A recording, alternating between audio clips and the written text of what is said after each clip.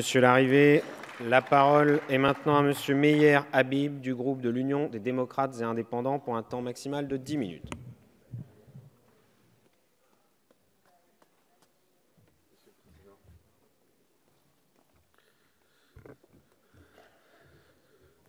Monsieur le Président, Monsieur le Garde des Sceaux, Monsieur le rapporteur, mes chers collègues, la terrible vague d'attentats qui frappe notre pays ces dernières années a érigé la lutte contre le terrorisme en première préoccupation des Français. Le groupe UDI a pris depuis longtemps conscience de l'ampleur et de la gravité de la menace djihadiste. Depuis 2012, au-delà des 4 prorogations d'état d'urgence votées depuis le 18 novembre 2015, nous avons donc soutenu systématiquement les différentes mesures qu'elles visent à renforcer le suivi et le contrôle des individus radicalisés, lutter contre la radicalisation en prison ou permettre de mieux encadrer la légitime défense des policiers. À notre sens, pour faire simple, le gouvernement reste dans une posture de réaction en permanence dictée par l'urgence au lieu d'une logique d'anticipation.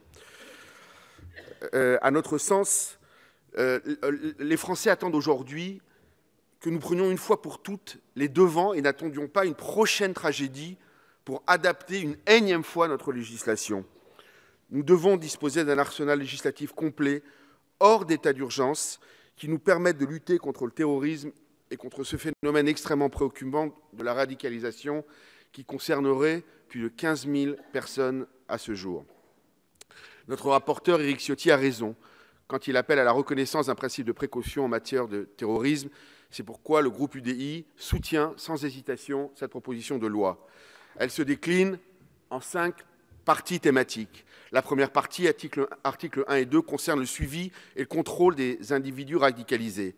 L'article 1er crée un contrôle administratif hors état d'urgence sur les individus qui constituent par leur comportement une menace grave pour la sécurité et l'ordre public, sans que les éléments disponibles puissent justifier l'ouverture d'une enquête judiciaire. Cet article, évidemment, nous le soutenons.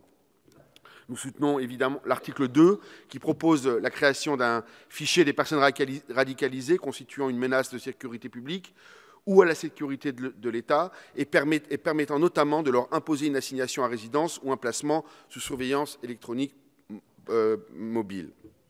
À ce jour, il est acquis que les fichiers sont trop dispersés, les critères trop diffus, sans parler de la concurrence interservices souvent nuisible pour assurer un suivi efficace et centralisé des personnes radicalisées.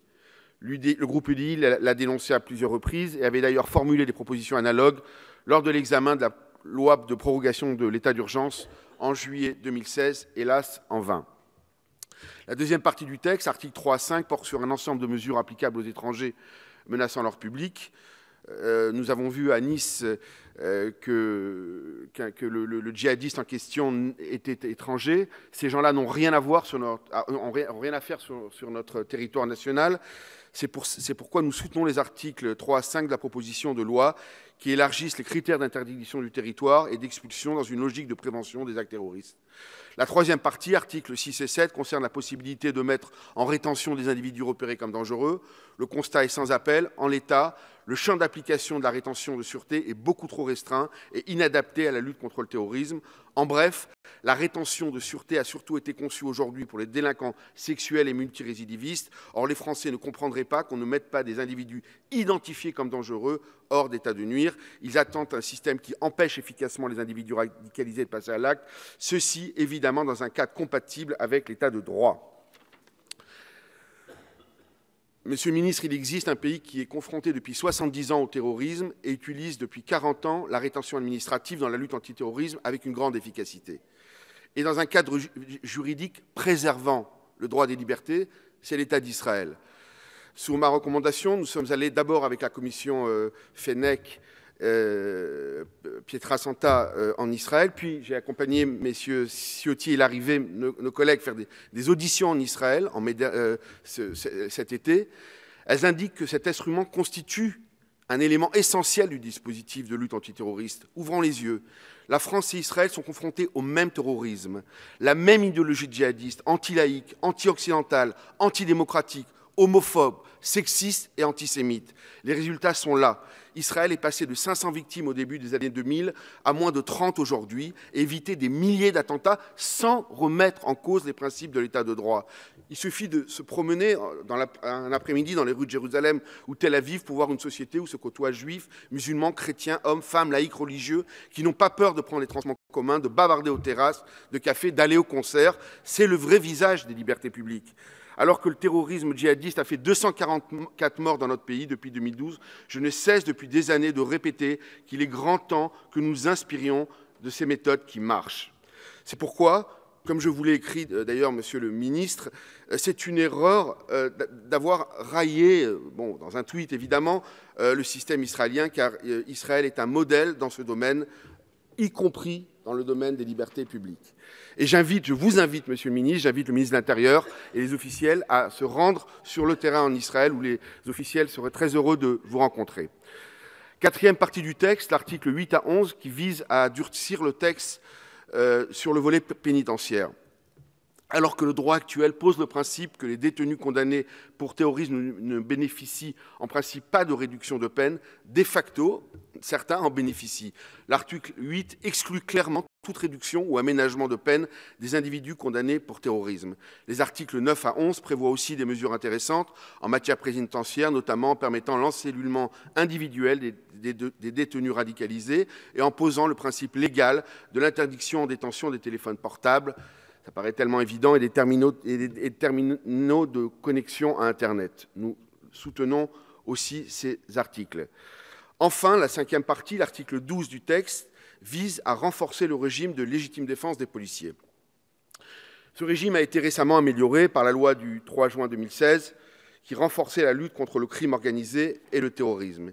Il y a un an, j'avais pris la parole pour le groupe UDI pour dire qu'il fallait aller plus loin qu'entre le système américain, qui est un système terrifiant, et le système français, il y avait un juste milieu.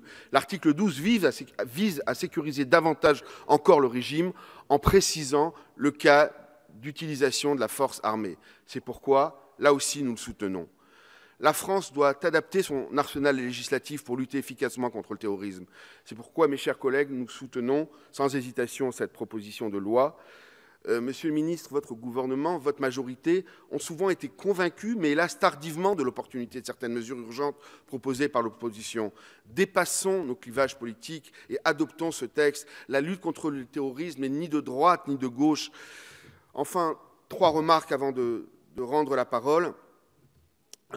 D'abord, l'essentiel qu'il ne faut pas perdre de vue, aussi attachés que nous puissions être aux libertés fondamentales, il ne peut exister de liberté publique sans sécurité, il ne peut exister d'état de droit sans sécurité, il ne peut exister de démocratie sans sécurité.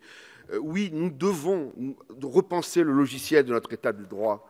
C'est pourquoi j'ai déposé une proposition de loi constitutionnelle et une résolution visant à créer une commission permanente ici à l'Assemblée nationale dont les compétences seront exclusivement ciblées sur la lutte contre le terrorisme et son impact sur l'état de droit.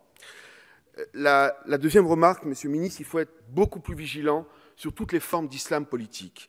Certaines associations professent un islam politique au grand jour, l'UOUF, le CCIF, les indigènes de la République, sans parler de certaines mosquées salafistes, qui, sans prôner le terrorisme, organisent des portes d'entrée dans l'univers de la radicalité. Là aussi, les autorités doivent être très vigilantes et appliquer toute la loi avec la plus grande rigueur. Troisième remarque, si nous, politiques, devons faire évoluer notre logiciel, nous ne pouvons le faire sans l'aide de la population. Un véritable sursaut citoyen s'impose et une vigilance collective doit se mettre en place. À l'instar, encore une fois, de ce qui se passe en Israël, chacun doit participer à la surveillance, se sentir impliqué, responsable. Chaque citoyen doit devenir un véritable partenaire de la lutte antiterroriste, signaler les véhicules, les activités des individus suspects. Évidemment, il ne s'agit pas de mettre en place un système de délation, mais une société de la vigilance et de la solidarité. Enfin, nous ne gagnerons la guerre contre le djihadisme qu'en mobilisant les Français autour d'une politique de civilisation centrée sur nos valeurs humanistes. Un travail considérable reste à accomplir dans le champ, je le dis à chaque fois, dans le champ de l'éducation. Ouvrez une école et vous fermerez une prison, c'était Victor Hugo qui nous le rappelait. C'est là-dessus que je voudrais clore mon propos. Un enfant, quel qu'il soit, ne naît jamais terroriste, jamais djihadiste. Il ne naît, hélas, pas non plus citoyen. C'est pourquoi toute notre stratégie de prévention efficace commence en amont à l'école creusée de la République. Je vous remercie. Merci, Monsieur Habib.